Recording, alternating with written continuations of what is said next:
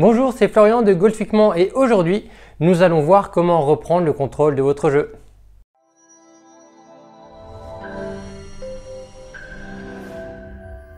Alors tout d'abord, si vous souhaitez recevoir les prochaines vidéos de Golfiquement, pensez à vous abonner à la chaîne YouTube. Alors la question que je souhaitais vous poser aujourd'hui, c'est selon vous, est-ce que vous êtes le maître de votre jeu ou au contraire, des facteurs extérieurs viennent prendre le contrôle de votre golf? Donc pour ceci, pour affiner votre recherche, on va utiliser la PNL, donc la programmation neurolinguistique et notamment des métaprogrammes d'action. Donc pour rappel, des métaprogrammes, ce sont des stratégies qu'un individu va mettre en place et on va essayer de les optimiser. Donc l'idée, ce serait pour vous d'identifier si vous êtes plutôt un joueur proactif, réactif ou passif.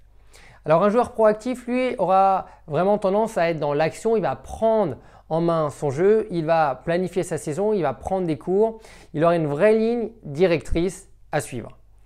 Un joueur réactif, lui, va plutôt attendre des circonstances extérieures pour passer à l'action. Donc imaginons un golfeur qui va avoir deux contre-performances, à partir de ce moment-là, il va commencer à prendre des cours et à s'entraîner davantage. Donc vous voyez là, il est plutôt dans la réaction. Et un joueur passif sera plutôt dans l'attente. Vous voyez, si jamais son jeu se dégrade, il va être plus dans l'attente de retrouver son jeu et ses sensations avec le temps.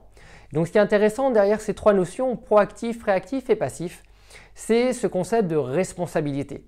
Car il est vrai qu'au golf, il est parfois facile de trouver des justifications après une mauvaise partie, comme des greens trop rapides, des partenaires de jeu peut-être trop lents ou encore des conditions météo compliquées.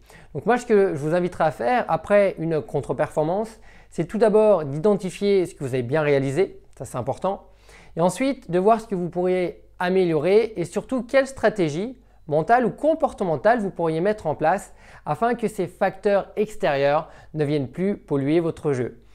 Et par la suite, vous pourrez mettre des vrais plans d'action et changer vos habitudes pour justement reprendre le contrôle de votre jeu et atteindre vos objectifs golfiques. Donc si vous souhaitez d'ailleurs que je revienne plus en détail sur comment atteindre vos objectifs, likez cette vidéo ou laissez-moi un commentaire et j'y reviendrai plus longuement. Pour plus d'informations, rendez-vous sur golfiquement.com et moi je vous dis un grand merci pour votre attention et votre écoute. Prenez soin de vous et à très vite. Golfiquement, bye bye.